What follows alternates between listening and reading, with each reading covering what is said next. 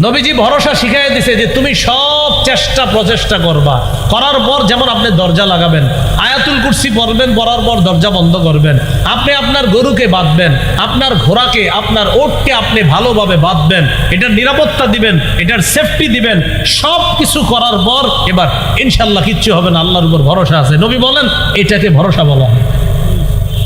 এটাকে কি বলা হয়? ভরসা। মনে করেন ড্রাইভার সাহেব ঘুমায়া চোখ বন্ধ করে গাড়ি চালাইতেছে, আল্লাহ ভরসা কিচ্ছু হবো না, এটাকে ভরসা বলে না। ভরসা বলা হয় আপনি সব কিছু, আপনার চোখে ঘুম নাই, মাশাল্লাহ শরীর ফুরফুরা, আপনি পুরো প্রস্তুতি ড্রাইভিং করার জন্য, এখন আপনি ড্রাইভিং করতেছেন, হ্যাঁ ইনশাল্লাহ কিচ্ছু হবে না, কারণ আমি পূর্ণ প্রস্তুতি নিয়ে ড্রাইভিং করতেছি, আশাবাদী ইনশাল্লাহ সমস্যা হবে না। এটার নাম তাওয়াক্কুল, এটার নাম ভরসা।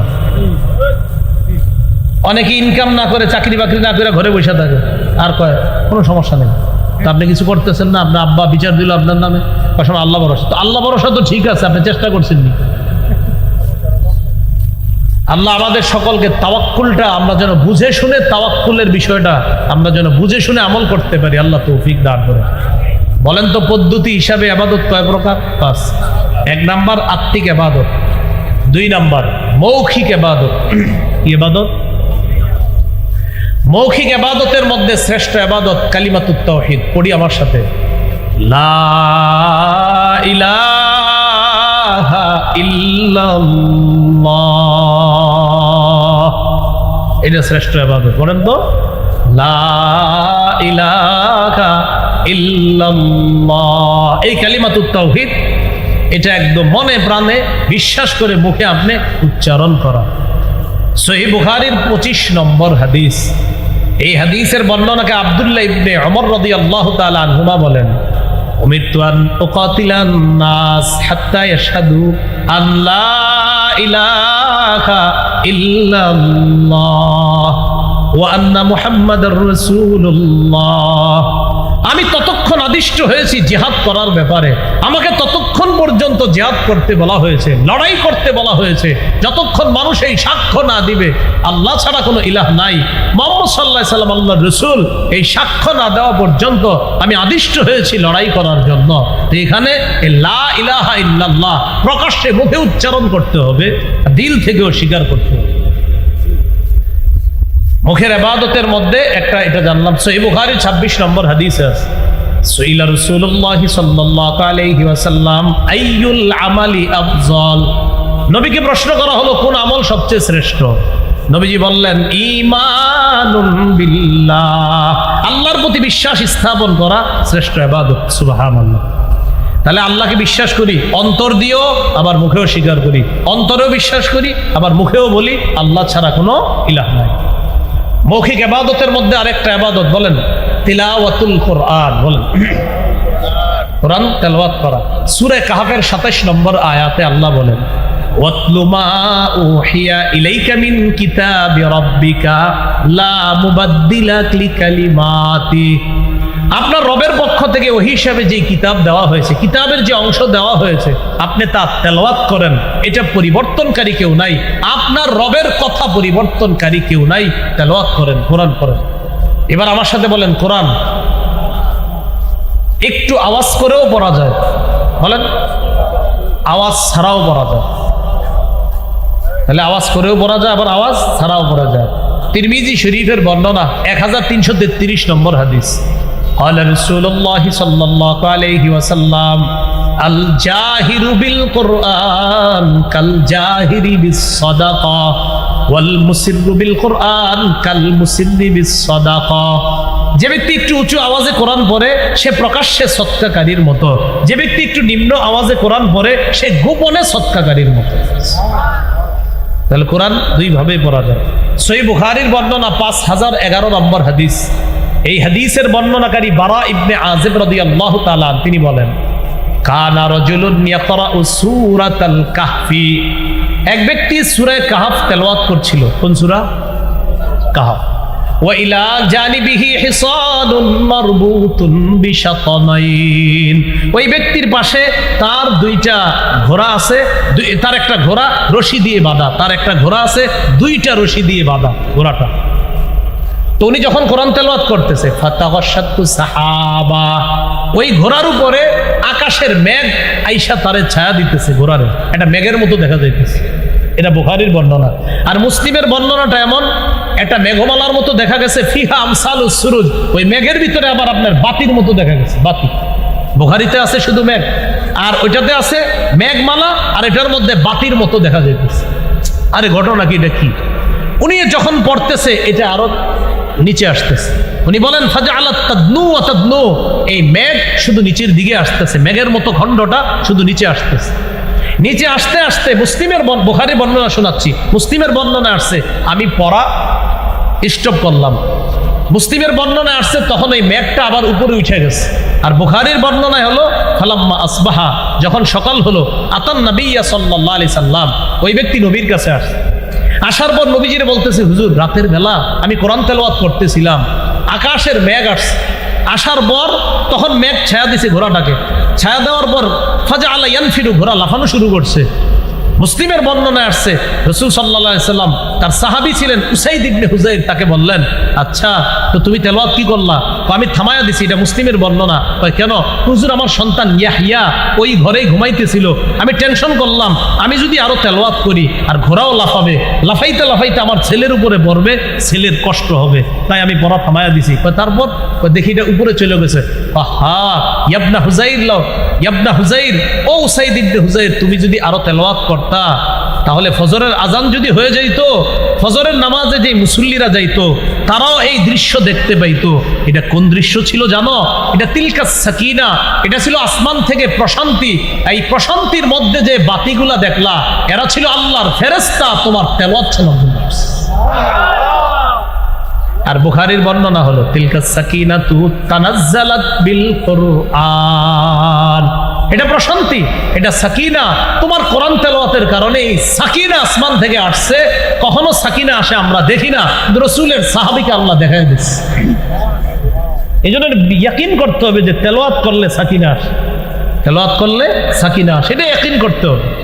প্রশান্তি আসে, সাকিনা আসে, রহমত, সাকিনা, রহমত, প্রশান্তি, আল্লাহ প্রদত্ত রহমত, প্রশান্তি, এটা সাকিনা। তো কোরআন তেলাওয়াত করা এটা কি ইবাদত? মৌখিক, বলেন কি ইবাদত? মৌখিক ইবাদত কোরআন তেলাওয়াত করা। আরেকটা হলো বলেন দোয়া করা, দোয়া করাও কি ইবাদত? মৌখিক।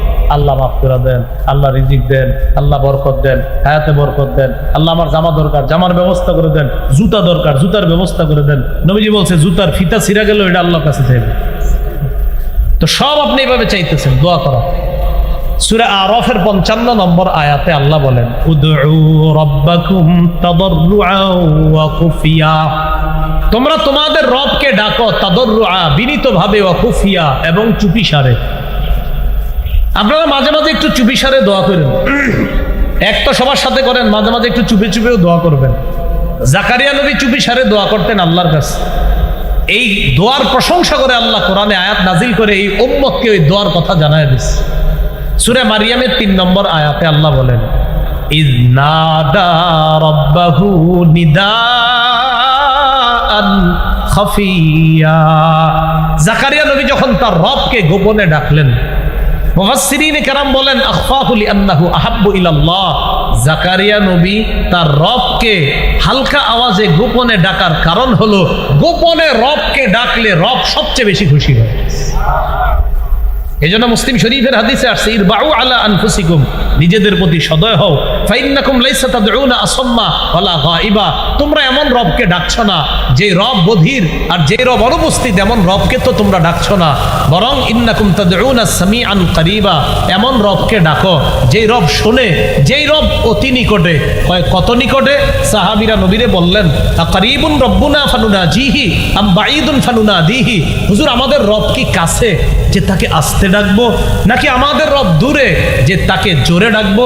তখন আল্লাহ সূরা বাকারার 186 নম্বর আয়াত নাজিল করে জানায়া দিলেন, ওয়াইদা সালাকা ইবাদি আন্নী ফাইন্নী করিব, আমার বান্দারা যখন আমার ব্যাপারে জিজ্ঞাসা করে আমি তাদের কোথায়, আপনি বলবেন ফাইন্নী করিব, আমি নিকটেই, তাদের অতি নিকটে আছি। তাহলে আল্লাহ আমাদের অতি নিকটে। এই জন্য আল্লাহর কাছে মাঝে মাঝে একটু চুপিসারেও দোয়া করবো, বলেন ইনশাআল্লাহ। চুপিসারে একটু দোয়া করবো তো ইনশাআল্লাহ।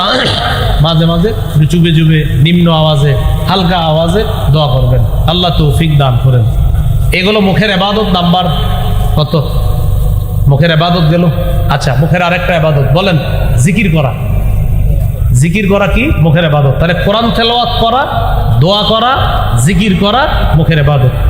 সূরা আরাফের 205 নম্বর আয়াতে আল্লাহ বলেন, ওয়াযকুর রাব্বাকা ফি নাফসিক, তুমি তোমার রবকে স্মরণ করো মনে মনে, তাদাররুআ বিনীত হয়ে, ওয়া খীফা ভয়ে ভীতি নিয়ে, ওয়া দুনাল জাহরি মিনাল কওল অনুচ্চ সুরে, বিল গুদুবি ওয়াল আসল সকাল সন্ধ্যায় তুমি তোমার রবকে স্মরণ করো মনে মনে, বিনীতভাবে, ভয়ে ভীতি নিয়ে, অনুচ্চ সুরে তুমি তোমার রবকে স্মরণ করো সকাল সন্ধ্যায়। তুমি গাফেলদের অন্তর্ভুক্ত হও না। সহিহ বুখারীর 660 নম্বর হাদিসটা মনে রাখবো। আর আজকে রাত্রে 3টা বা 2টায় যদি ঘুম ভেঙে যায়, তখন হালকা কিছু সময়, আজকে থেকে যতবার ঘুম ভাঙবে কিছু সময় হইল, একবার হইল আল্লাহরে স্মরণ করুন। রাজি আছেন ইনশাআল্লাহ? আল্লাহ তৌফিক দান করেন। এটা কিভাবে? ঘুম ভেঙে গেছে, আপনার ইস্তিনজার বেগ হইছে, আপনার বিবি ঘুমায়, সন্তান সবাই ঘুমায়, ইস্তিনজা করতে গেলেন, বাইর হয়ে দেখলেন সব ঘুমায়, আপনি যে বুদ্ধি করে বলবেন ওই সময় সবাই ঘুমায়, একটু আল্লাহরে চুপি চুপি স্মরণ করি। তখন আল্লাহরে বললেন সুবহানাল্লাহ, আলহামদুলিল্লাহ, লা ইলাহা ইল্লাল্লাহ, আল্লাহু আকবার। অথবা আপনি বললেন আউযু বিল্লাহি মিনাশ শাইতানির রাজীম, বিসমিল্লাহির রহমানির রহিম, কুল হুয়াল্লাহু আহাদ, আল্লাহুস সামাদ, লাম ইয়ালিদ ওয়া লাম ইউলাদ ওয়া লাম ইয়াকুল লাহু কুফুয়ান আহাদ। এই চুপি চুপি আস্তে আস্তে পড়বেন, কারো ঘুম যেন ডিস্টার্ব না হয়। আল্লাহ কত খুশি হবে চিন্তা করেন, সবাই ঘুমায়, আমার বান্দা আমার নাম করে। এই মুখের এই জিকির। তাহলে তেলাওয়াত গেল, মৌখিক ইবাদত গেল, লা ইলাহা ইল্লাল্লাহ গেল, তেলাওয়াত গেল, দোয়া গেল, জিকির গেল, মৌখিক ইবাদত করব তো ইনশাআল্লাহ আমরা। ইবাদতের পদ্ধতি হিসাবে ইবাদত কয় প্রকার জানি? 1 নাম্বার আত্মিক, 2 নাম্বার, 3 নাম্বার দৈহিক। দৈহিক বা শারীরিক ইবাদত। দৈহিক বা শারীরিক ইবাদত কি? সেটা হলো নামাজ পড়া, সুবহানাল্লাহ বলুন, রোজা রাখা, নামাজ পড়া, এই দৈহিক ইবাদত। এই দৈহিক ইবাদত যে ইবাদতে শরীর নড়াচড়া করে, শরীর নড়াচড়া করে, যেমন সূরা হজের 77-78 নম্বর আয়াত, 17 পারার শেষ পৃষ্ঠা, ইয়া আইয়ুহাল্লাযীনা আমানু রুকউ, হে ঈমানদারগণ রুকু করো। শরীর খরচ হয়নি, রুকু করলে শরীর নড়াচড়া হয় কিনা? ওয়াসজুদু, সিজদা করো, নড়াচড়া হয় কিনা? ওয়া'বুদু রাব্বাকুম, রবের ইবাদত করো। ওয়াফআলুল খায়র, কল্যাণ কাজ বেশি বেশি করো, ভালো কাজ।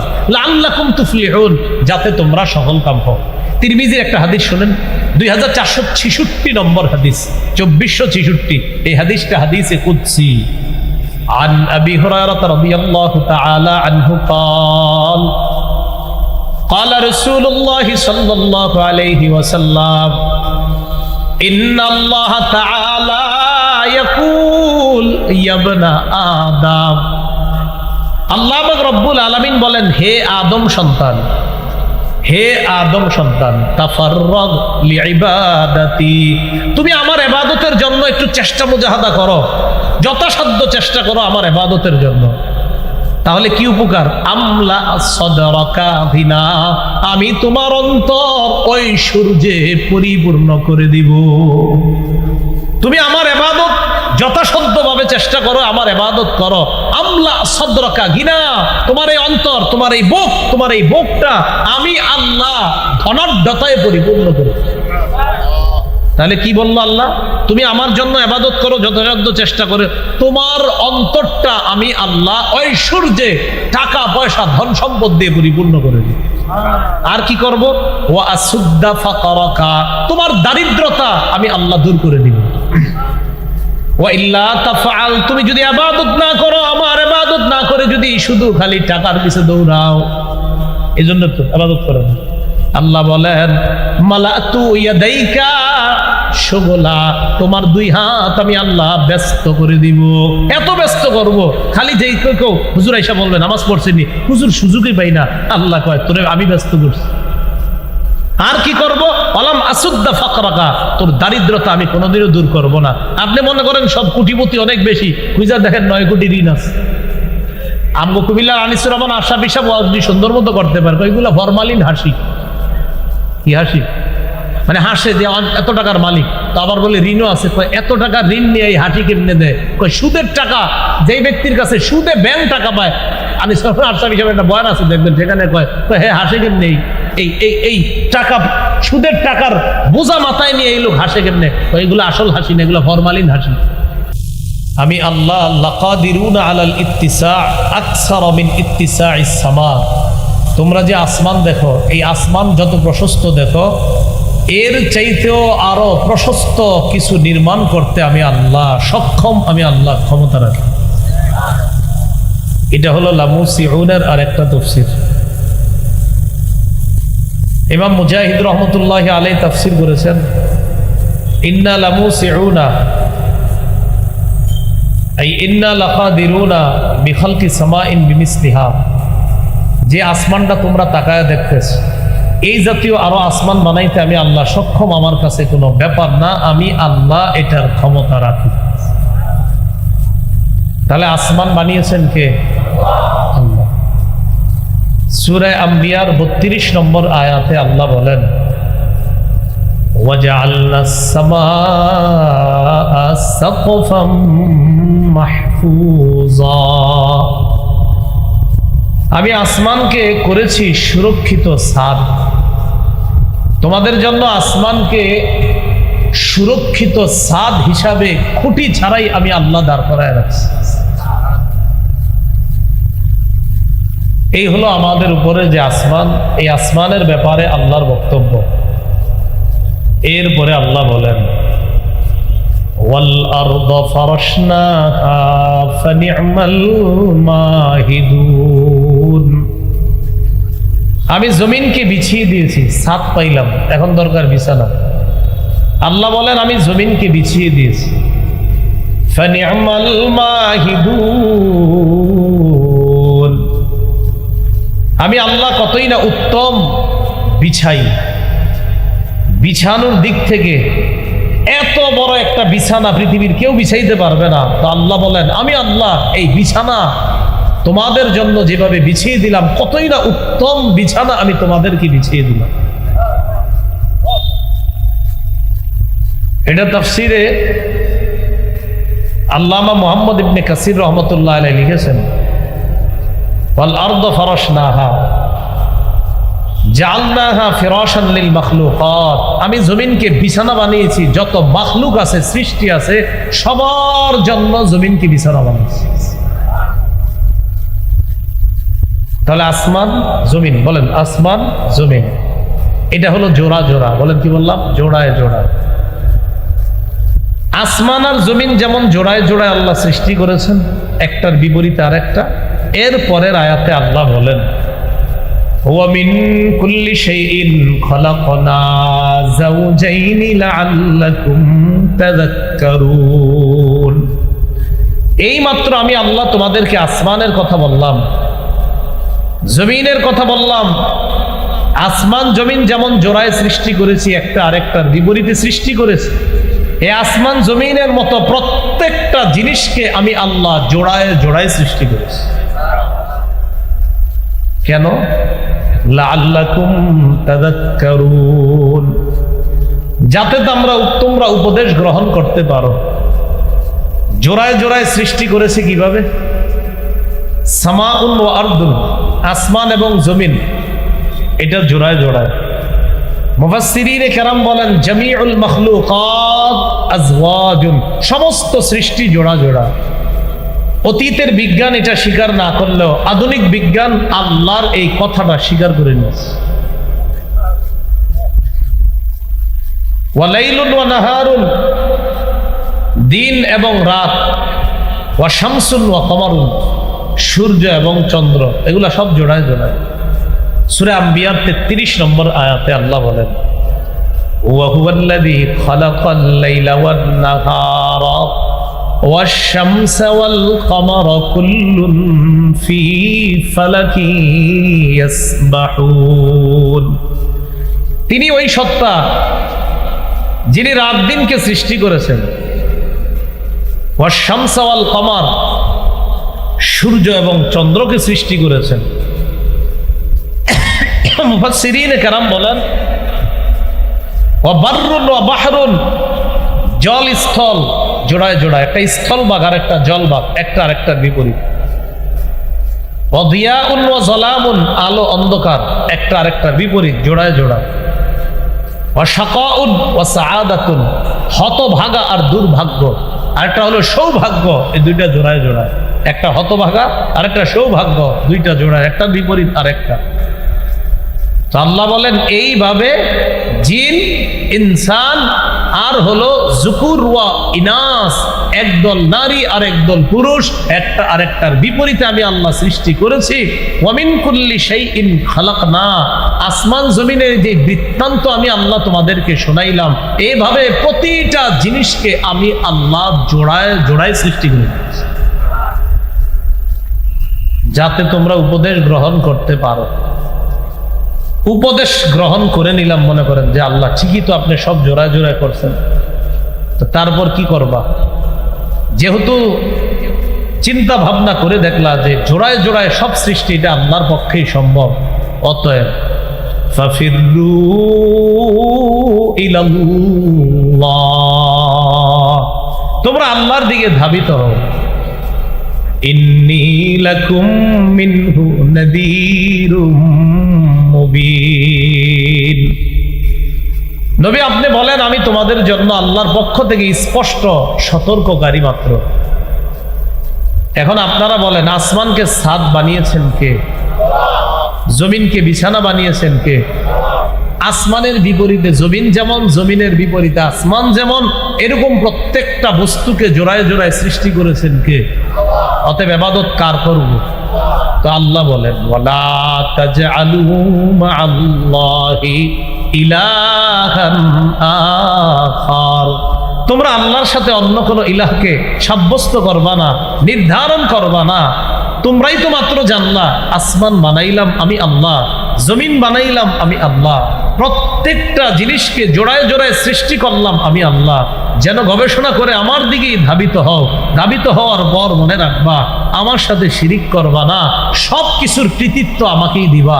আসমান আমি একচ্ছত্র ভাবে এটার মালিক, জমিনেরও একচ্ছত্র মালিক আমি আল্লাহ। লা তাজআলু মা'আল্লাহি ইলাহান আখার, আল্লাহর সাথে অন্য কোন ইলাহকে তোমরা সাব্যস্ত করবা না। তো ইলাহ কয়জন? এবার আল্লাহ নবীকে বলতেছেন, নবী আপনি বলেন ইন্নী লাকুম মিনহু নাযীরুম মুবিন, আমি নবী আল্লাহর পক্ষ থেকে তোমাদের জন্য সুস্পষ্ট সতর্ককারী। এরপর আল্লাহ বলেন নবী এই জাতীয় দাওয়াত দেওয়ার পর কাফেরদের কেউ নবীরে কয় জাদুকর, কেউ কয় পাগল, বলি নাউজুবিল্লাহ। আল্লাহ সান্ত্বনা বাণী শোনায় দিচ্ছে কাযালিকা মা আতাল্লাযীনা মিন ক্বাবলিহিম মির রাসূলিন ইল্লা ক্বালু সাহিরুন আও মাজনুন, যেমনি ভাবে আপনারে জাদুকর বলে, আপনাকে পাগল বলে, তেমনি ভাবে মা আতাল্লাযীনা মিন ক্বাবলিহিম মির রাসূলিন, ইতিপূর্বে যত রাসূল দুনিয়াতে এসেছে, এই বর্তমান জাতির পূর্বে যত নবী দুনিয়াতে আসছে, রাসূল আসছে, ইল্লা ক্বালু সাহিরুন আও মাজনুন, সব জাতি নবীকে বলেছে জাদুকর অথবা বলেছে পাগল। চিল্লা বলি নাউজুবিল্লাহ। নবী আপনি টেনশন করেন না, আপনারা যে বলতেছে এটা আপনি টেনশন করবেন না, মনে কষ্ট নিয়েন না, অতীতের নবীদেরকেও তারা এগুলো বলছে। এখন দেখবেন আমাদের বাংলাদেশে কিছু মানুষের ডায়লগ আছে যে আমার বাপদাদা কি ভুল করছে, বলে কিনা এরকম কথা বলে না, আমার আব্বা কি ভুল করছে, আমার আম্মা কি ভুল করছে, এরকম যদি ভুল ধরা দেন বলবে কি আমার আব্বা কিনা ভুল করে গেছে। ভুল যদি 14 গোষ্ঠী করে, ভুল তো ভুলই, ভুল 14 গোষ্ঠী করলে কি হবে? সবচেয়ে বড় দলিল ইব্রাহিম নবী। বলেন কোন নবী? ইব্রাহিম নবী তার আব্বা আর তার জাতিকে বলতেছে, আচ্ছা আপনারা যাদের সামনে মাথা ঝুঁকান এরা তো লা ইয়ানফাউকুম শাইআ ওয়া লা ইয়াদুররুকুম, উপকারও করতে পারে না, ক্ষতি করতে পারে না, এদের সামনে মাথা ঝুঁকান কেন? তো তারা জবাব দিত কি? বাপেও জবাব দিছে, 14 গোষ্ঠী জবাব দিল ইব্রাহিম নবীকে। ক্বালু বাল ওয়াজাদনা আবাআনা কাযালিকা ইয়াফআলুন, আমরা আমাদের বাপদাদাদেরকে পাইছি এগুলা করতে, আমাদের বাপদাদারাও করছে তাই আমরাও করতেছি। এবার ইব্রাহিম নবী জবাব দিলেন, উফিন লাকুম ওয়ালিমা তা'বুদুনা মিন দুনিল্লাহি আফালা তা'কিলুন, ধিক আফসোস তোমাদের জন্য, আর তোমরা যাদের ইবাদত করো আল্লাহ ছাড়া, যার পূজা করো তাদের জন্য আফসোস। এগুলা বইলা বলতেছে আফালা তা'কিলুন, তোমরা কি বুঝো না, তোমরা কি বেআকল, তোমরা কি বুঝো না কিছু?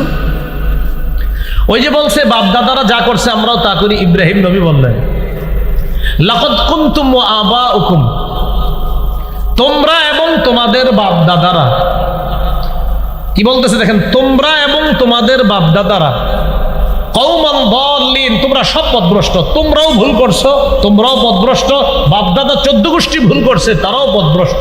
কোন আলেম যখন এই জামানায় ভুল ধরায়া দেয়, কোন ইমাম খতিব যখন ভুল ধরায়া দেয়, আর কোন বেদাতি যদি বলে আমার 14 গোষ্ঠী এটা করেছে, স্পষ্ট জবাব হবে ইব্রাহিম নবী যেমন বলছে তুমিও ভুল করতেছো, 14 গোষ্ঠী ভুল করছে, আমরাও জবাব দিব আপনিও ভুল করতেছেন, আপনার বাপ দাদা 14 গোষ্ঠী ভুলই করছে, আব্বা আম্মা এটা করছে, তা আপনি ভুল করলে তো ভুলি, সেটা আপনার আব্বা করুক আর দাদা করুক, ভুল ভুল। এটা কেন বললাম? ওই পরের আয়াতটা বলার জন্য, ওই যে আমার মূল আলোচনায় সেখানে আল্লাহ বলতেছে আতাওয়াসাউ বি। আচ্ছা, এরা যে নবীদেরকে জাদুকর আর পাগল বলে, এটা কি বংশ পরম্পরায় ওসিয়ত করে গেছে নাকি? যে আপনি আমারে বলতেছেন আর তারা বলতেছেন, আচ্ছা তোমাকে বংশ ওসিয়ত করছে, আচ্ছা তোমাদের বংশ কি বলছে যে আমরা নবী করে পাগল বলছি, তোরাও পাগল বলবি, পরের জামানায় যারা আসবে তারাও এরকম কোনো ওসিয়ত করছে নাকি পরস্পর? আল্লাহ বলতেছেন না, আসলে কেউ ওসিয়ত করে নাই, বরং বালহুম কওমুন তাগুন, এরা সবাই নাফরমান জাতি, ওসিয়তের দরকার নাই, প্রত্যেক যুগেই নাফরমানরা নবীকে পাগল বলছে, জাদুকর বলছে, এটা কোনো ওসিয়ত না, বংশীয় কোনো ওসিয়ত না। এবার নবীজিকে আল্লাহ সান্ত্বনা দিয়ে বলে ফাতাওয়াল্লা আনহুম, নবী আপনি তাদের থেকে ফিরে যান, মুখ ফিরিয়ে নেন। ফামা আনতা বিমালুম, আপনি তো দাওয়াত দিয়েছেন, আপনি তিরস্কৃত হবেন না, আপনি নিন্দিত হবেন না, আপনাকে নিন্দা করা হবে না, আপনার দাওয়াতের কাজ আপনি করেছেন। এরপর আল্লাহ বলেন ওয়াযাক্কির ফাইন্নায-যিকরা তানফাউল মুমিনিন, আপনি ওয়াজ করতে থাকেন, উপদেশ দিতে থাকেন। ফাইন্নায-যিকরা তানফাউল মুমিনিন, উপদেশ মুমিনদের উপকারে আসে, উপদেশ মুমিনদের উপকারে আসে।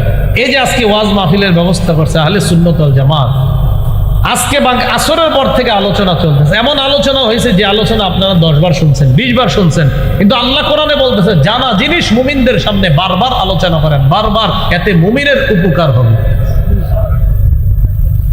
দাওয়াত ও তাবলীগে কি কয়, প্রতিদিনই কি কইতেছে, 6 জিনিসের উপর মেহনত করে চলতে পারলে দিনের উপর চলা সহজ। তাহলে এখানে একই কথা বারবার বলতেছে। প্রথম 3 দিন গেছে মোটামুটি, আবার গেছে 10 দিন মোটামুটি, আবার 40 দিন গেছে, এখন মোটামুটি দাড়ি একটু উঠে গেছে, আবার আপনার 4 মাস গেছে, এখন এই বেটা মাথায় পাগড়ি নিয়ে, দাড়ি নিয়ে, সুন্নতি লেবাস নিয়ে বাসায় চলে আসছে। তাহলে একই কথা তো ডেলি শুনতেছে, পরিবর্তন হয়ে গেছে। ওয়াযাক্কির, উপদেশ দেন, বারবার মুমিনকে উপদেশ দেন, জানা কথা বারবার আলোচনা করেন। ফাইন্নায-যিকরা তানফাউল মুমিনিন, এই উপদেশ আলোচনা মুমিনের উপকার করে। এরপর আল্লাহ পাক রব্বুল আলামিন বলে আসমানের কথা জানাইলাম, জমিনের কথা জানাইলাম, আসমান তোমাদের ছাদ, জমিন তোমাদের বিছানা। এখন আপনাদের কাছে জানতে চাই, এই যে আসমান আমাদের ছাদ হিসাবে আছে, জমিনটা আমাদের বিছানা হিসাবে আছে, এগুলা বিছানাটা বানাইছে কে? ছাদটা বানাইছে কে? তো ইবাদত কার করব? এবার আল্লাহ ফাইনাল কথা বলতেছে ওয়ামা খালাকতুল জিন্না ওয়াল ইনসা ইল্লা লিয়াবুদুন, আমি জিন ইনসানকে সৃষ্টি করেছি আমার ইবাদত করার জন্য। কি করার জন্য? ইবাদত। খুব গুরুত্ব দিয়ে শুনবো কথাগুলো, আমার সাথে একটু বলেন। প্রতিপালনের বলেন ধরন বা পদ্ধতি হিসাবে ইবাদত 5 প্রকার। অথবা এইভাবে বলেন, আমরা সাধারণত 5 পদ্ধতিতে ইবাদত করি। একটু বলেন। 1, অন্তর দিয়ে ইবাদত। 2, মুখ দিয়ে ইবাদত। 3, শরীর দিয়ে ইবাদত। 4, সম্পদ দিয়ে ইবাদত। 5, শরীর এবং সম্পদ দিয়ে ইবাদত। এবার সুন্দর বাংলায় বলি, বলেন তো কয় মাধ্যমে ইবাদত করি? 1 নাম্বার বলেন আত্মিক ইবাদত। আত্মিক মানে অন্তর দিয়ে, আত্মিক। বলেন 2 নাম্বার মৌখিক ইবাদত। 3, দৈহিক ইবাদত। 4, আর্থিক ইবাদত। 5, দৈহিক এবং আর্থিক ইবাদত। দৈহিকের নাম শারীরিকও দিতে পারেন। তাহলে মাধ্যম হিসাবে ইবাদত কয় প্রকার? আল্লাহ করে বানাইছে কি জন্য? ইবাদতের জন্য। ইবাদত কয় মাধ্যমে করি? 1 নাম্বার অন্তর দিয়ে, আত্মিক ইবাদত। খুব মন দেন, আত্মিক ইবাদত সাধারণত আপনার মৌলিকভাবে 5 প্রকার। বলেন আত্মিক ইবাদত কয় প্রকার? মাধ্যম হিসাবে ইবাদত কয় প্রকার? 1 নাম্বার আত্মিক। এই আত্মিক ইবাদত আবার কয় প্রকার? 5 প্রকার। 1 নম্বর হলো বিশুদ্ধ নিয়ত। বলেন কি? নিয়ত যতবার করি এটা অন্তরের ইবাদত। সহিহ বুখারীর 1 নম্বর হাদিস, রাসূলুল্লাহ সাল্লাল্লাহু আলাইহি সাল্লাম বলেন, ইন্নামাল আমালু বিন্নিয়াত। আমলের প্রতিদান বিশুদ্ধ নিয়তের সাথে। আমলের প্রতিদান দেওয়া হয় বিশুদ্ধ নিয়তের সাথে। এইগুলো 1 নাম্বার আত্মিক ইবাদত, বিশুদ্ধ নিয়ত। 2 নাম্বার বলেন ফিকির করা। কি করা? ফিকির করা, এটাও আত্মিক ইবাদত। ফিকির করা এটা কি ইবাদত? আত্মিক ইবাদত। সূরা আলী ইমরানের 191 নম্বর আয়াতে আল্লাহ বলেন, الذين يذكرون الله قياما وقعودا وعلى جنوبهم ويتفكرون في خلق السماوات والأرض ربنا ما خلقت هذا باطلا سبحانك فقنا عذاب النار। আল্লাহ বলেন জ্ঞানী হলো তারা, আল্লাযীনা ইয়াযকুরুনাল্লাহা কিয়ামা, যারা আল্লাহকে স্মরণ করে দাঁড়িয়ে, ওয়া কুউদা বসে, ওয়া আলা জুনুবিহিম শুয়ে শুয়ে, ওয়া ইয়াতাফাক্কারুনা ফি খালকিস সামাওয়াতি ওয়াল আরদ, যারা আসমান জমিনের সৃষ্টি নিয়ে চিন্তা করে এটা বলে, রব্বানা মা খালাকতা হাযা বাতিলা, আল্লাহ আসমান জমিন আপনি অনর্থক সৃষ্টি করেন নাই। সুবহানাকা, পুত পবিত্রতা বর্ণনা করছি আপনার। ওয়াকিব সুবহানাকা ফাকিনা আযাবান নার, আল্লাহ আমাদেরকে জাহান্নামের আগুন থেকে আপনি রক্ষা করেন। তাহলে 1 নাম্বার গেল নিয়ত, 2 নাম্বার ফিকির, অন্তরে ভালো জিনিসের ফিকির করা। 3 নাম্বার বলেন আসমান জমিনের রাজত্ব আল্লাহর। বলেন এই বিশ্বাস অন্তরে ঢুকানো, এটা আত্মিক ইবাদত, অন্তরে ঢুকানো।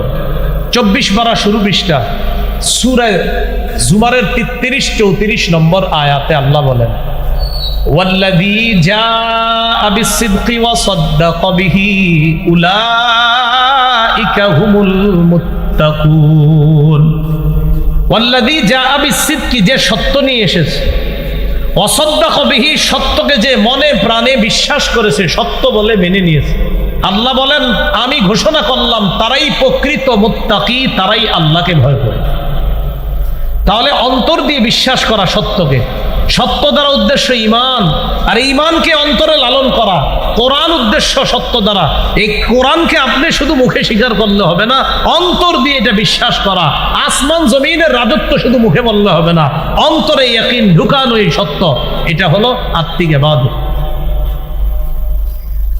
এইগুলো আত্মিক ইবাদতের 3য় প্রকার। আত্মিক ইবাদত 4র্থ, বলেন ইখলাস।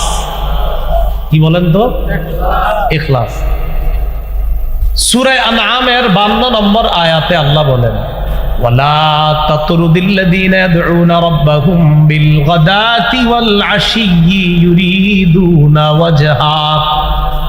নবী আপনি তাদেরকে তাড়িয়ে দিবেন না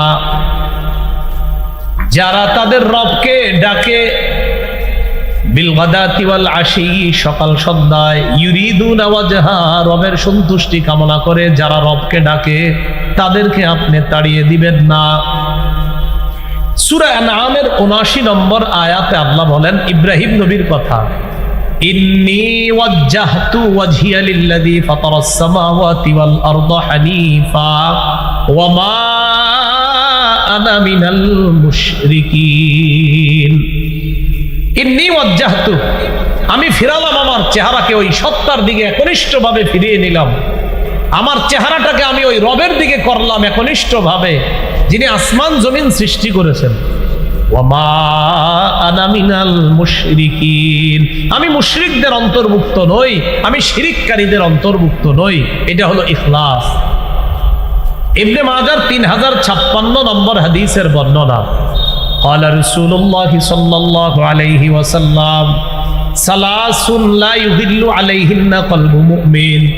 তিন ক্ষেত্রে মুমিনের অন্তর প্রতারণা করতে পারে না। এক নম্বর, ইখলাসুল আমালি লিল্লাহ, ইখলাসের সাথে আল্লাহর জন্য আমল করার ক্ষেত্রে মুমিনের অন্তর প্রতারণা করতে পারে না। দুই নম্বর, ওয়ান-নসীহাতু লিবুলাতিল মুসলিমিনা, মুসলমান শাসকদেরকে নসিহত করার ক্ষেত্রে মুমিনের অন্তর প্রতারণা করতে পারে না।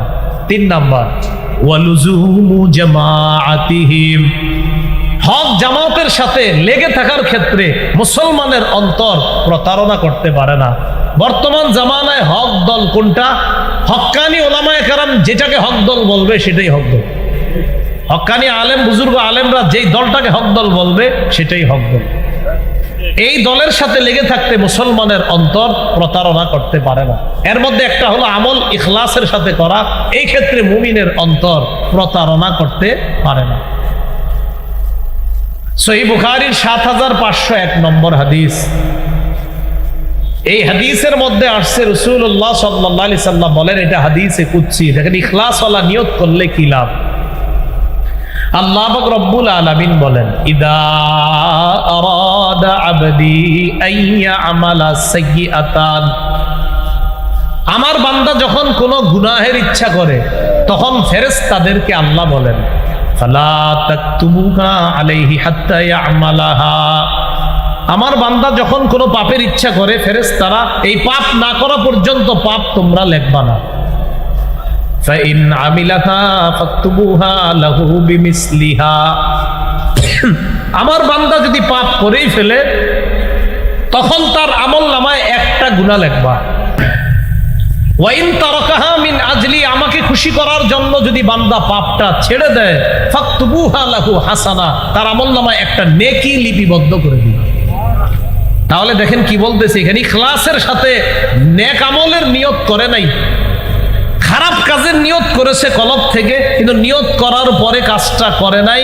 আল্লাহ বলে গুনাহ লেখো না, কাজটা যদি ছেড়ে দেয় একটা নেকি লেখো।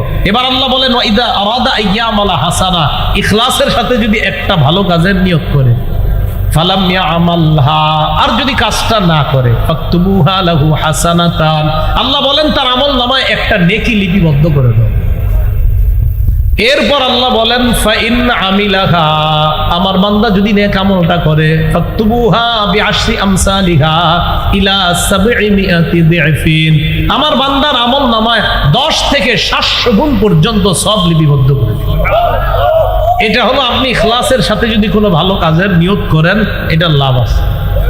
সহিহ মুসলিমের বর্ণনা ১৯০৯ নম্বর হাদিস, এই হাদিসে আসছে রাসূলুল্লাহ সাল্লাল্লাহু আলাইহি সাল্লাম বলেন, মান সাআলাল্লাহা শাহাদাতা বিসিদকিন, কোন ব্যক্তি যদি দিল থেকে ইখলাসের সাথে শহীদ হওয়ার নিয়ত করে, বাল্লাগাহুল্লাহু মানাজিলাশ শুহাদা ওয়া ইন মাতা আলা ফিরাশিহি, এই ব্যক্তি যদি তার ঘরে বিছানায় মারা যায় আল্লাহ তাকে শহীদদের মর্যাদায় পৌঁছায় দেয়।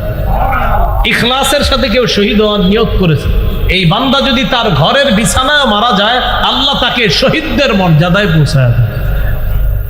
সহিহ বুখারীর বর্ণনা ২৮৩৯ নম্বর হাদিস, আনাস ইবনে মালিক রাদিয়াল্লাহু তাআলা আনহুর বর্ণনা, তিনি বলেন আন্নান নবী সাল্লাল্লাহু আলাইহি ওয়াসাল্লাম ফি গাযাতিন, এক যুদ্ধে নবী ছিলেন। যুদ্ধে থাকা অবস্থায় নবীজি বললেন ইন্না আকওয়ামান বিল মাদিনাতি খালফানা মা সালাকনা শিআবান ওয়ালা ওয়াদিয়ান ইল্লা ওয়া হুম মা'না ফি হাবাসাহুমুল উজ। নবীজি বলেন মদিনায় একদল লোক আছে আমাদের পিছনে, যারা আজকে আমাদের সাথে আসতে পারে নাই। এইখানে আমরা যতটা উপত্যকা অতিক্রম করেছি, আমরা যতটা গিরিপথ পাড়ি দিয়েছি, মদিনার ওই মানুষগুলাও আমাদের সওয়াবে অংশীদার হবে। কেন হবে? তাদের নিয়ত ছিল কিন্তু আসতে পারে নাই। হাবাসাহুমুল উজরু, উজর তাদেরকে আটকায়া দিছে, এই কারণে তারা আসতে পারে নাই। যেহেতু তাদের পরিশুদ্ধ নিয়ত ছিল, এই পরিশুদ্ধ নিয়তের কারণে আল্লাহ পাক রব্বুল আলামিন আমরা যে সওয়াবগুলা পেলাম, এই সওয়াবে আল্লাহ তাদেরকে অংশীদার বানাবে। সহিহ বুখারীর বর্ণনা 44 নম্বর হাদিস। সামান্য পরিমাণ ঈমান যদি অন্তরে থাকে, সামান্য পরিমাণ ঈমান অন্তরে আপনার আছে, রাসূলুল্লাহ সাল্লাল্লাহু আলাইহি সাল্লাম বলেন ইয়াখরুজু মিনান নার মান ক্বালা লা ইলাহা ইল্লাল্লাহ ওয়া ফি কলবিহি ওয়াজনু শাইরাতিন মিন খায়র। কোন ব্যক্তির অন্তরে যদি যত পরিমাণ ঈমান থাকে আর ব্যক্তি লা ইলাহা ইল্লাল্লাহ বলে, নবী বলেন এই ব্যক্তি জাহান্নামে গেলেও একদিন জাহান্নাম থেকে বের হয়ে যাবে। ওয়া ইয়াখরুজু মিনান নার মান ক্বালা লা ইলাহা ইল্লাল্লাহ ওয়া ফি কলবিহি ওয়াজনু বুররাতিম মিন খায়র। কোন ব্যক্তির অন্তরে যদি গম পরিমাণ ঈমান থাকে, গম ধানের বিপরীতে গম, এই গম পরিমাণ ঈমান যদি থাকে, এই ব্যক্তিও যদি জাহান্নামে যায়, ওই সামান্য ঈমানের কারণে একদিন সে জাহান্নাম থেকে বের হয়ে যায়।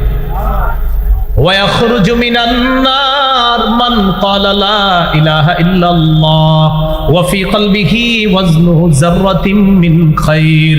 কারো অন্তরে যদি অনুপরিমাণ ঈমান থাকে, এই ব্যক্তিও যদি জাহান্নামে যায়, একদিন এই ব্যক্তিও জাহান্নাম থেকে বের হয়ে যায়। তাহলে অন্তরে ইখলাস তৈরি করা, আত্মিক ইবাদত খুব বেশি বেশি করা, আল্লাহ তৌফিক দান করেন। তাহলে আত্মিক ইবাদতের মধ্যে একটা হলো ইখলাস। বলেন কি? ইখলাস। ইখলাসের সাথে সব কাজ যেন করতে পারি, আল্লাহ তৌফিক দান করেন। এবার শুনুন, ইখলাসের 4 উপকার। যে কোনো ইবাদত ইখলাসের সাথে করবেন, উপকার কয়টা? 4টা। আগে বলেন আমল কবুল হয়, 2 সওয়াব পাওয়া যায়, 3 ইখলাসের সাথে ছোট কাজ আল্লাহ বড় বানায় দেয়, 4 ইখলাসের সাথে কোনো কাজ করলে আল্লাহ পাপ মিটাইয়া দেয়। এই 4টা উপকার ইখলাসের। 1 নাম্বার, আমল কবুল হয়। নাসাই শরীফের বর্ণনা 3140 নম্বর হাদিস।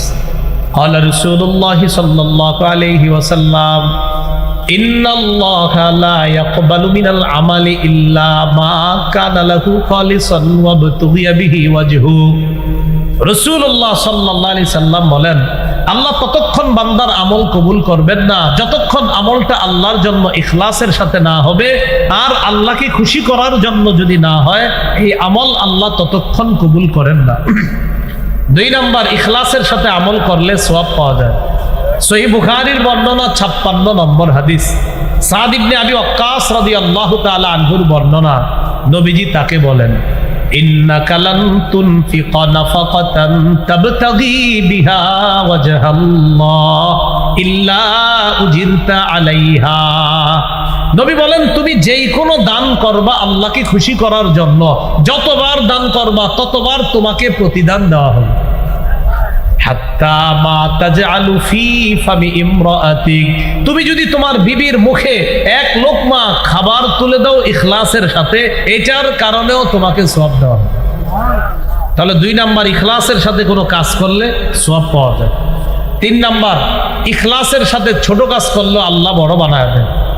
একটা কিতাব আছে নাম জামিউল উলুম ওয়াল হিকাম, ইবনে রজব হাম্বলি রহমতুল্লাহ আলাইহির লেখা।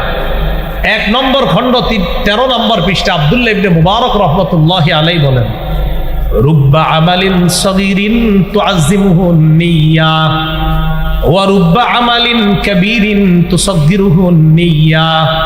অনেক ছোট ছোট কাজ, ছোট ছোট আমল বিশুদ্ধ নিয়তের কারণে, ইখলাসওয়ালা নিয়তের কারণে ওই ছোট ছোট কাজটাও বড় হয়ে যায়। ছোট ছোট কাজটাকে বিশুদ্ধ নিয়ত বড় বানায় দেয়। আবার বড় বড় কাজ বিশুদ্ধ নিয়ত না থাকার কারণে এই বড় কাজটা ছোট হয়ে যায়। বড় কাজটা কি হয়ে যায়? ছোট হয়ে যায়, নিয়ত না থাকার কারণে। তাহলে আমাদের উদ্দেশ্য হলো নিয়ত যদি শুদ্ধ থাকে আর ইখলাস থাকে অন্তরে, ছোট কাজটাও আল্লাহ বড় বানায়। 4 নাম্বার পাপ মোচন হয়। সহিহ বুখারীর বর্ণনা 3467 নম্বর হাদিস। এই হাদিসের মধ্যে আসছে, এটা আপনারা শুনছেন অনেকবার, ছোটবেলা থেকেই শুনছেন, এক মহিলা কুকুরে পানি পান করে জান্নাত পাইছে, শুনছেন না? এটাই হাদিসে আছে। বাইনামা কালবুন ইউতিফু বিরাকিয়া, একবার এক কুকুর একটা কূপের পাশে চারদিকে ঘুরতেছে। ওই কুকুরের অবস্থা এমন হলো, কাদা ইয়াকতুলহুল আতশু, পিপাসার কারণে তার মরা অবস্থা কুকুরের। ফারাআতহু বাগিয়ুম মিন বাগায়া বানি ইসরাঈল, বনি ইসরাইলের এক ব্যভিচারিণী নারী কুকুরটাকে দেখছে। দেখার পর ফানাজাআত মুতাআহা, নিজের পায়ের মৌজা খুলছে, খোলার পর ওই মৌজা ভিজায়া ফাসাকাতহু, কুকুরকে পানি পান করাইছে। ফাগুফিরা লাহা বিহি, এই আমলটা ইখলাসের সাথে হওয়ার কারণে আল্লাহ তাকে মাফ করে দিয়েছে। এহলো ইখলাসের চতুর্থ উপকার, পাপ মোচন হয়। তাহলে অন্তরের ইবাদত গেল, এটা গেল 4 নাম্বার আত্মিক ইবাদত। 5 আল্লাহর উপর ভরসা করা, এটাও আত্মিক ইবাদত। আল্লাহ পাক রব্বুল আলামিন বলেন, ওয়া মাইয়াতাওয়াক্কাল আলাল্লাহি ফাহুয়া হাসবু, যে ব্যক্তি আল্লাহর উপর ভরসা করে আল্লাহ তার জন্য যথেষ্ট হয়ে যায়। আল্লাহ পাক রব্বুল আলামিন বলেন, ওয়া আলাল্লাহি ফালইয়াতাওয়াক্কালিল মুমিনুন, মুমিনরা যেন আল্লাহর উপর ভরসা করে। অন্য আয়াতে আল্লাহ বলেন, ওয়া আলাল্লাহি ফালইয়াতাওয়াক্কালিল মুতাওয়াক্কিলুন, ভরসাকারীরা যেন শুধু আল্লাহর উপরেই ভরসা করে। ভরসা কাকে বলে? একটা গরু এই মাঠের মধ্যে ছেড়ে দিবেন, ছেড়ে দিয়ে বলবেন আমি ভরসা করে বাড়ি থেকে বসে থাকি, এটা আল্লাহ আমার ঘরে পৌঁছায় দিন, এটাকে ভরসা বলা হয় না। নবীজি ভরসা শিখাই দিছে যে তুমি সব চেষ্টা প্রচেষ্টা করবা, করার পর যেমন আপনি দরজা লাগাবেন, আয়াতুল কুরসি পড়বেন, পড়ার পর দরজা বন্ধ করবেন। আপনি আপনার গরুকে বাঁধবেন, আপনার ঘোড়াকে, আপনার ওটকে আপনি ভালোভাবে বাঁধবেন, এটার নিরাপত্তা দিবেন, এটার সেফটি দিবেন। সব কিছু করার পর এবার ইনশাল্লাহ কিচ্ছু হবে না, আল্লাহর উপর ভরসা আছে। নবী বলেন এটাকে ভরসা বলা হয়। এটাকে কি বলা হয়? ভরসা। মনে করেন ড্রাইভার সাহেব ঘুমায়া চোখ বন্ধ করে গাড়ি চালাইতেছে, আল্লাহ ভরসা কিচ্ছু হবে না, এটাকে ভরসা বলেন। ভরসা বলা হয় আপনি সব কিছু, আপনার চোখে ঘুম নাই, মাশাআল্লাহ শরীর ফুরফুরা, আপনি পুরো প্রস্তুতি ড্রাইভিং করার জন্য। এখন আপনি ড্রাইভিং করতেছেন, হ্যাঁ ইনশাল্লাহ কিচ্ছু হবে না, কারণ আমি পূর্ণ প্রস্তুতি নিয়ে ড্রাইভিং করতেছি, আশাবাদী ইনশাল্লাহ সমস্যা হবে না। এটার নাম তাওয়াক্কুল, এটার নাম ভরসা। অনেকে ইনকাম না করে, চাকরি বাকরি না করে ঘরে বসে থাকে, আর কয় কোনো সমস্যা নেই। তা আপনি কিছু করতেছেন না, আপনার আব্বা বিচার দিল আপনার নামে, আসলে আল্লাহ ভরসা। তো আল্লাহ ভরসা তো ঠিক আছে, আপনি চেষ্টা করছেন নি। আল্লাহ আমাদের সকলকে তাওয়াক্কুলটা আমরা যেন বুঝে শুনে, তাওয়াক্কুলের বিষয়টা আমরা যেন বুঝে শুনে আমল করতে পারি, আল্লাহ তৌফিক দান করে। বলেন তো পদ্ধতি হিসাবে ইবাদত কয় প্রকার? 5। 1 নাম্বার আত্মিক ইবাদত, 2 নাম্বার মৌখিক ইবাদত। ইবাদত মৌখিক ইবাদতের মধ্যে শ্রেষ্ঠ ইবাদত কালিমাতুত তাওহীদ। পড়ি আমার সাথে, লা ইলাহা ইল্লাল্লাহ, এটা শ্রেষ্ঠ ইবাদত। বলেন তো, লা ইলাহা ইল্লাল্লাহ, এই কালিমাতুত তাওহীদ, এটা একদম মনে প্রাণে বিশ্বাস করে মুখে আপনি উচ্চারণ করা। সহিহ বুখারীর 25 নম্বর হাদিস। এই হাদিসের বর্ণনাকে আব্দুল্লাহ ইবনে ওমর রাদিয়াল্লাহু তাআলা আনহুমা বলেন, উমিরতু আন উকাতিলান নাস হাত্তা ইয়াশহাদু আল্লা ইলাহা ইল্লাল্লাহ ওয়া আন্না মুহাম্মাদার রাসূলুল্লাহ। আমি ততক্ষণ আদিষ্ট হয়েছি জিহাদ করার ব্যাপারে, আমাকে ততক্ষণ পর্যন্ত জিহাদ করতে বলা হয়েছে, লড়াই করতে বলা হয়েছে, যতক্ষণ মানুষ এই সাক্ষ্য না দিবে আল্লাহ ছাড়া কোনো ইলাহ নাই, মুহাম্মদ সাল্লাল্লাহু আলাইহি সাল্লাম আল্লাহর রাসূল, এই সাক্ষ্য না দেওয়া পর্যন্ত আমি আদিষ্ট হয়েছি লড়াই করার জন্য। তো এখানে লা ইলাহা ইল্লাল্লাহ প্রকাশ্যে মুখে উচ্চারণ করতে হবে, দিল থেকেও স্বীকার করতে হবে। মুখের ইবাদতের মধ্যে একটা এটা জানলাম, সহিহ বুখারী 26 নম্বর হাদিসে আছে, সুইলা রাসূলুল্লাহ সাল্লাল্লাহু আলাইহি ওয়াসাল্লাম আইয়ুল আমালি আফজাল, নবীকে প্রশ্ন করা হলো কোন আমল সবচেয়ে শ্রেষ্ঠ? নবীজি বললেন ঈমানুন বিল্লাহ, আল্লাহর প্রতি বিশ্বাস স্থাপন করা শ্রেষ্ঠ ইবাদত। সুবহানাল্লাহ। তাহলে আল্লাহকে বিশ্বাস করি অন্তর দিয়েও, আবার মুখেও স্বীকার করি, অন্তরেও বিশ্বাস করি আবার মুখেও বলি আল্লাহ ছাড়া কোনো ইলাহ নাই। মৌখিক ইবাদতের মধ্যে আরেকটা ইবাদত বলেন তিলাওয়াতুল কোরআন, বলেন কোরআন তেলাওয়াত করা। সূরা কাহফের 27 নম্বর আয়াতে আল্লাহ বলেন ওয়াতলু মা উহিয়া ইলাইকা মিন কিতাবি রাব্বিকা লা মুবাদদিলা লিকালিমাতি, আপনার রবের পক্ষ থেকে ওহী হিসাবে যে কিতাব দেওয়া হয়েছে, কিতাবের যে অংশ দেওয়া হয়েছে আপনি তা তেলাওয়াত করেন, এটা পরিবর্তনকারী কেউ নাই, আপনার রবের কথা পরিবর্তনকারী কেউ নাই, তেলাওয়াত করেন, কোরআন করেন। এবার আমার সাথে বলেন কোরআন একটু আওয়াজ করেও পড়া যায়, বলেন আওয়াজ ছাড়াও পড়া যায়। তাহলে আওয়াজ করেও পড়া যায় আবার আওয়াজ ছাড়াও পড়া যায়। তিরমিজি শরীফের বর্ণনা 1333 নম্বর হাদিস, قال رسول الله صلى الله عليه وسلم الجاهر بالقرآن كالجاهر بالصدقة والمسر بالقرآن كالمسر بالصدقة, যে ব্যক্তি একটু উঁচু আওয়াজে কোরআন পড়ে সে প্রকাশ্যে সদকাকারীর মতো, যে ব্যক্তি একটু নিম্ন আওয়াজে কোরআন পড়ে সে গোপনে সদকাকারীর মতো। তাহলে কোরআন দুই ভাবে পড়া যায়। সহিহ বুখারীর বর্ণনা 5011 নম্বর হাদিস, এই হাদিসের বর্ণনাকারী বারা ইবনে আযিব রাদিয়াল্লাহু তাআলা তিনি বলেন কানা রাজুলুন ইয়াকরাউ সূরাতাল কাহফি, এক ব্যক্তি সূরা কাহফ তেলাওয়াত করছিল। কোন সূরা? কাহফ। ওয়া ইলা জানিবিহি হিসানুন মারবুতুন বিশাতানাইন, ওই ব্যক্তির পাশে তার দুইটা ঘোড়া আছে, তার একটা ঘোড়া রশি দিয়ে বাঁধা, তার একটা ঘোড়া আছে দুইটা রশি দিয়ে বাঁধা ঘোড়াটা। তো উনি যখন কোরআন তেলাওয়াত করতেছে ফাতাগাশাতু সাহাবা, ওই ঘোড়ার উপরে আকাশের মেঘ আইসা তারে ছায়া দিতেছে, ঘোড়ার একটা মেঘের মতো দেখা যাইতেছে। এটা বুখারীর বর্ণনা। আর মুসলিমের বর্ণনাটা এমন, একটা মেঘমালার মতো দেখা গেছে, ফিহা আমসালুস সুরুজ, ওই মেঘের ভিতরে আবার আপনার বাতির মতো দেখা গেছে, বাতি। বুখারীতে আছে শুধু মেঘ, আর ওইটাতে আছে মেঘমালা, আর এটার মধ্যে বাতির মতো দেখা যাইতেছে। আরে ঘটনা কি, এটা কি? উনি যখন পড়তেছে এটা আরো নিচে আসতেছে। উনি বলেন ফাজআলাত তাদনু ওয়া তাদনু, এই মেঘ শুধু নিচের দিকে আসতেছে, মেঘের মতো খণ্ডটা শুধু নিচে আসতেছে। নিচে আসতে আসতে মুসলিমের বুখারীর বর্ণনা শোনাচ্ছি, মুসলিমের বর্ণনা আসছে আমি পড়া স্টপ করলাম, মুসলিমের বর্ণনায় আসছে তখন ওই মেঘটা আবার উপরে উঠে গেছে।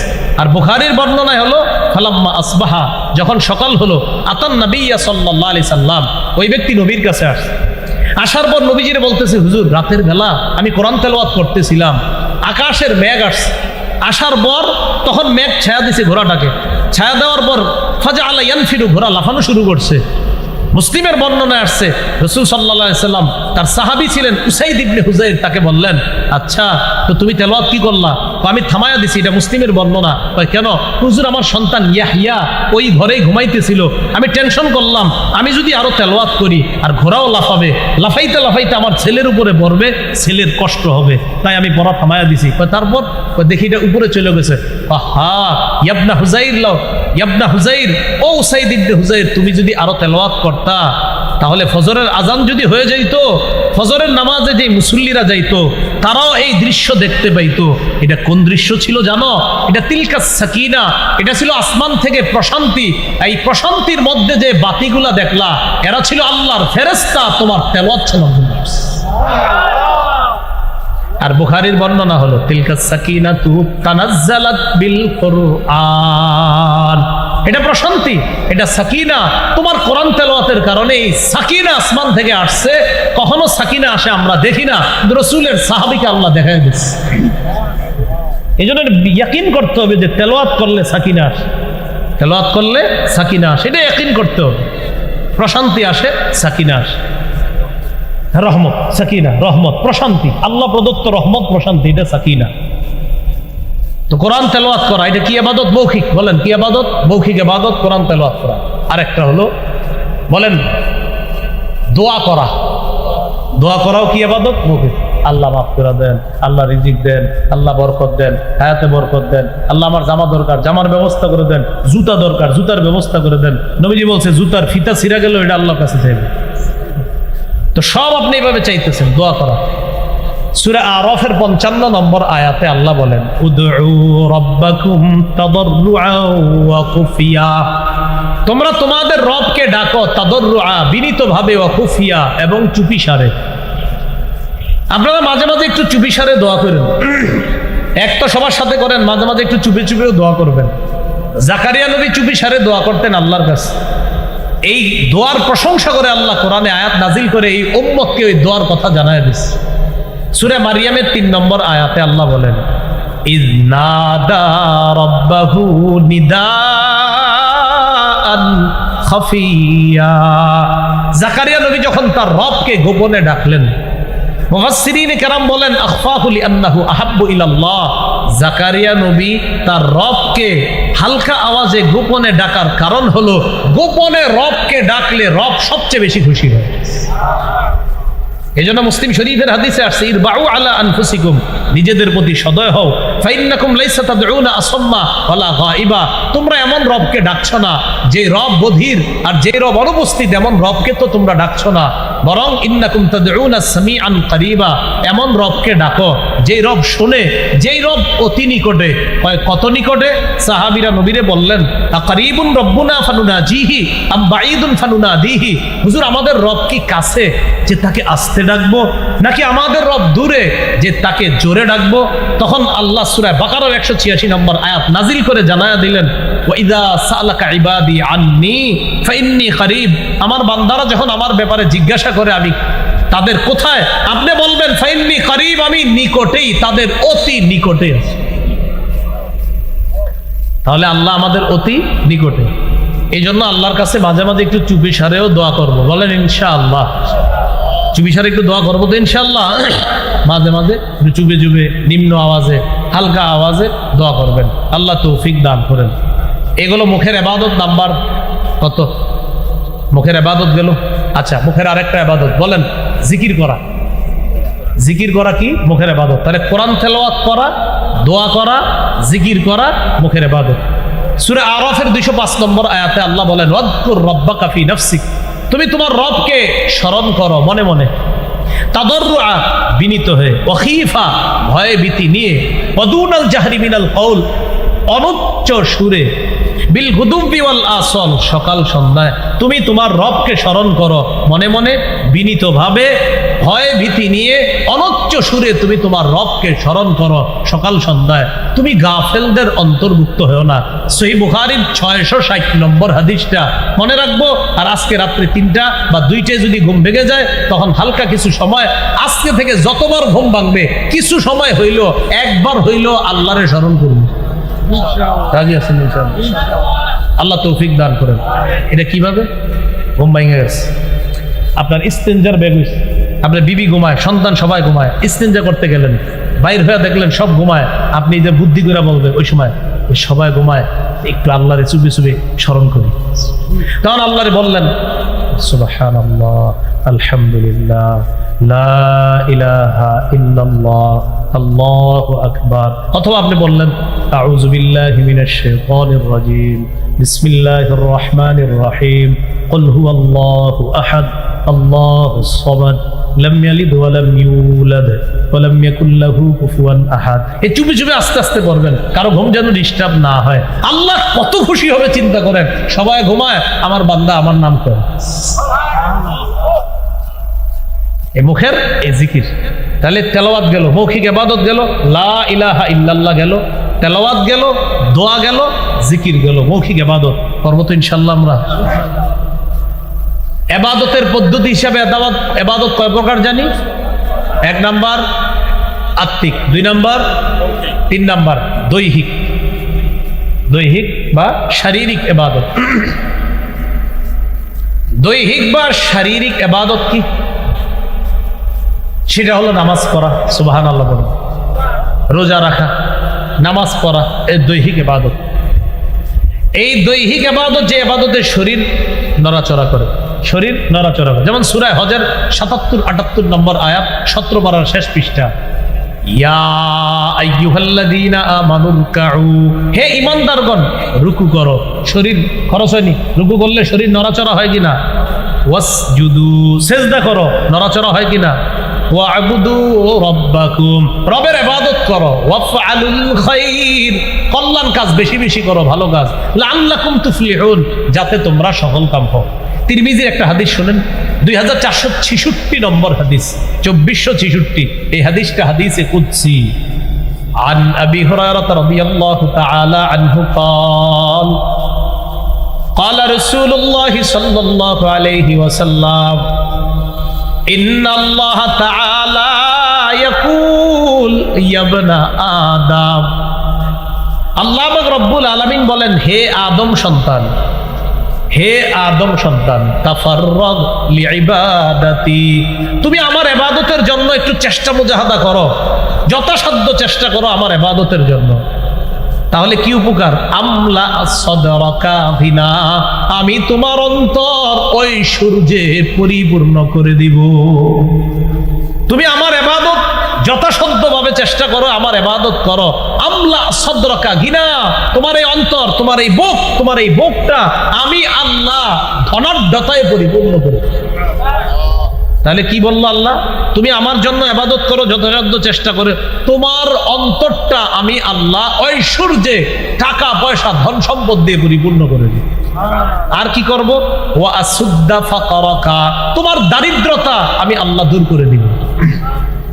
ওয়া ইল্লা তাফআল, তুমি যদি ইবাদত না করো, আমার ইবাদত না করে যদি শুধু খালি টাকার পিছে দৌড়াও, এজন্য তো ইবাদত করো না। আল্লাহ বলেন, মালাতু ইয়াদাইকা শুগলা, তোমার দুই হাত আমি আল্লাহ ব্যস্ত করে দিব, এত ব্যস্ত করব, খালি যেই কেউ হুজুর আইসা বলবে নামাজ পড়ছেনি, হুজুর সুযোগই পাই না, আল্লাহ কয় তোরে আমি ব্যস্ত করছি। আর কি করব? আলাম আসুদ্দা ফাকরাকা, তোর দারিদ্রতা আমি কোনোদিনও দূর করব না। আপনি মনে করেন সব কোটিপতি অনেক বেশি, খুঁজা দেখেন 9 কোটি ঋণ আছে। আমগো কুমিল্লার আনিসুর রহমান আশরাফি সাহেব ওয়াজ সুন্দর মতো করতে পারে, ওইগুলো ফরমালিন হাসি। কি হাসি? মানে হাসে যে এত টাকার মালিক, তো আবার বলে ঋণও আছে। এত টাকা ঋণ নিয়ে এই হাসি কেমনে দেয়? সুদের টাকা, যেই ব্যক্তির কাছে সুদে ব্যাংক টাকা পায়, আনিসুর রহমান আশরাফি সাহেব একটা বয়ান আছে দেখবেন, সেখানে কয় হ্যাঁ হাসে কেমনে, এই টাকা, সুদের টাকার বোঝা মাথায় নিয়ে এই লোক হাসে কেমনে? এইগুলো আসল হাসি না, এগুলো ফরমালিন হাসি। কি হাসি?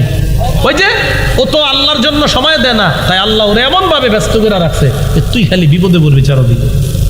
তাহলে হাদিসটি আবার সুন্দরভাবে শোনাই, আপনারা আজকে বাসায় গিয়ে আরো অনেকরে শোনাবেন, বন্ধুদেরকে কালকে শোনাবেন। আমি আবার বলছি, তিরমিজির 2466 নম্বর হাদিস, আল্লাহ বলতেছেন, ইয়া আদম, হো আদম সন্তান, তাফাররাগ লিইবাদাতি, আমার ইবাদতের জন্য একটু ফারেগ হও, একটু অবসর হও, যথাসাধ্য চেষ্টা করো যে আমার ইবাদত করার জন্য। কতক্ষণ আল্লাহকে আল্লাহর ইবাদত করতে বলেন?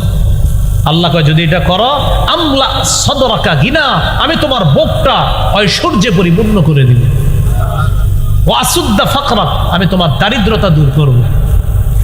আর যদি ওয়া ইল্লা তাফআল, যদি না করো, মানে তুমি খালি সব পারো, আমার ইবাদতের সুযোগ না পাও। অনেক মানুষ বলবে দেখবেন, হুজুর সময় পাই না, আর কোয়েন না, সময় পাই না। আল্লাহ বলেন, ওয়া ইল্লা তাফআল, যদি তুমি আমার ইবাদত না করো, তাহলে মালাতু ইয়াদাইকা শুগলা, তোমার দুই হাত আমি ব্যস্ত করে দিব। এত ব্যস্ত করে দিব, তুমি ব্যস্ত আর ব্যস্ত থাকবা, খালি ব্যস্ত চারদিকে। বললাম আসুদ্দা ফাকরাক, তোমার যে দারিদ্রতা এটা দূর করব না। দেখতে মনে হবে তুমি অনেক টাকার মালিক, কিন্তু তুমি টাকার পেরেশানিতে রাত্রে ঘুমাইতে পারবে না, পেরেশান হয় না। তাহলে ইবাদত করবো তো ইনশাআল্লাহ। বলেন তো 3 নাম্বার কি ছিল? দৈহিক ইবাদত। 4 নাম্বার কি? আর্থিক, টাকা পয়সা দান সদকা করা, আর্থিক ইবাদত। যাকাত দেওয়া, আর্থিক ইবাদত। যাকাত দেওয়া, আর্থিক ইবাদত। যারা অতীতের যাকাত গুলা দেন নাই, দিয়ে দিয়েন। রাসূলুল্লাহ সাল্লাল্লাহু আলাইহি সাল্লাম বলেন, মান আতাহুল্লাহু মালা, আল্লাহ যাকে সম্পদ দিয়েছে, ফালাম ইউআদ্দি যাকাতা, সে যদি যাকাত না দেয়, মুসিলা লাহু ইয়াউমাল কিয়ামাতি শুজাআন আকরা, কিয়ামতের ময়দানে এই যাকাতযোগ্য সম্পদ বিষধর সাপে রূপান্তরিত হবে। হওয়ার পর তাকে এইভাবে ফনা ধরে বলবে, আনা কানজুকা আনা মালুকা, আমি তোমার সঞ্চিত সম্পদ, আমি তোমার সেই মাল যেই মালের যাকাত দেও নাই। 1 লাখ টাকা যাকাত আসছে, 30,000 টাকার শাড়ি আর লুঙ্গি কিনা ফেসবুকে উঠায়া, পরের দিন ফেসবুকে ছেড়ে দিছে ছবি উঠায়া, আলহামদুলিল্লাহ আজকে যাকাত আদায় করলাম, আর ফেসবুকে ছেড়ে দিছে। মানুষের জন্য কিছু করতে পেরে আমার খুব ভালো লেগেছে, এটা ফেসবুকে লেখে। কয় হাজার টাকার কিনছে? 30,000 টাকার। যাকাত ছিল কয় লাখ? বাকি কত আছে? সাপ বাকি আছে কি বলেন? সাপ আনা কোন সাপ? কয় হাজার বাকি আছে? 70। বলেন 70। এই 70-এর পরে কোন সাপ? তাহলে হ্যাঁ, ছবি তুলে দিছে, আলহামদুলিল্লাহ গরিবদের জন্য কিছু করতে পেরে আমার ভালো লাগলো, আজকে আমি যাকাতটা দিয়ে দিলাম। যাকাত আসছিল কয় লাখ, দিছে কয় হাজারের, বাকি রয়েছে কয় হাজার? 70,000। এই 70,000 কি? এটা কইবেন যে সাপ, সাপ সাপ, বিষধর সাপ, এটা খাবে। আল্লাহ আমাদেরকে হেফাজত করেন। আর্থিক ইবাদতটা আদায় করবেন। শেষ ইবাদত হলো আপনার আর্থিক এবং শারীরিক ইবাদত। আলেম ছাড়া অন্য কেউ বলেন তো কি হতে পারে? এটা হজ। কি হতে পারে? হজ। হজে গেলে টাকাও লাগে, শরীরও লাগে। এটা হলো আর্থিক এবং শারীরিক ইবাদত। রাসূলুল্লাহ সাল্লাল্লাহু আলাইহি সাল্লাম বলেন, মান হাজ্জা লিল্লাহ, যে আল্লাহর জন্য হজ করবে, আর হজের মধ্যে গিয়ে আপনার কোনো অশ্লীল কথাবার্তা ইত্যাদি বলবে না। রাজা কায়াউমিন ওয়ালাদাতহু উম্মুহু, এমন ভাবে সে তার দেশে ফিরে আসবে যেন তার মা আজকে তাকে জন্ম দিচ্ছে। এবার একটু মন দিয়ে শুনেন, কোন আয়াত বলছিলাম? ওমা খালাকতুল জিন্না ওয়াল ইনসা ইল্লা লিয়াবুদুন। আসেন তো আবার পূর্বের কথায়, আসমানকে ছাদ বানাইছে কে? জমিনকে বিছানা বানাইছে কে? আসমান জমিন এই যে জোড়ায় জোড়ায়, এটা কে করেছে? ঠিক এইভাবে প্রত্যেকটা জিনিসের জোড়ায় জোড়ায় সৃষ্টি করেন কে? তাহলে সব ক্ষমতা যেহেতু আল্লাহর, সব আল্লাহ করে, ইবাদত হবে কার? ইবাদত পদ্ধতিগতভাবে কয় প্রকার?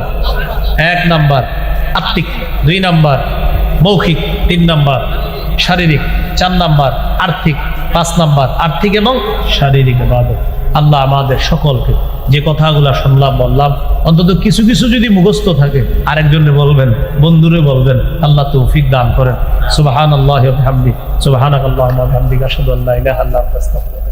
ও একটা ঘোষণা, মিম্বরের আমানত যারা সংগ্রহ করেন নাই, অনলাইন থেকে করতে পারেন নাই, তারাই গাড়ি থেকে সংগ্রহ করতে পারবেন। মিম্বরের আমানত যারা নেবেন, আপনাদের কাছে আমার একটা রিকোয়েস্ট আছে, যারা এই কিতাবটা নেন, মানে এটা আমার পার্সোনাল একটা আবদার, মুখস্থ করার নিয়তে নেবেন। বলেন কি করা? এটা যারা সাধারণ আছেন তাদের জন্য, আলেমদের জন্য। প্রথম খণ্ডটা জামাই বউ দুজন মুখস্থ করবেন, শুধু আপনি একা না। প্রথম খণ্ডটা সন্তানের 64টা অধিকার, একদম নারী পুরুষ জামাই বউ দুজন মুখস্থ করবেন, প্রথম খণ্ড। দ্বিতীয় খণ্ডটা হলো শিরিক বেদাত কুফর তাওহীদ। তৃতীয় খণ্ড হালাল হারাম। চতুর্থ খণ্ড হলো স্বামীর 24টা অধিকার, স্ত্রীর 19টা অধিকার। বাসায় নিয়ে পইরা দেখবেন আপনি 19টা আদায় করছেন কিনা, আর বিবিরে পড়ায়া দেখবেন যে 24টা হে আদায়।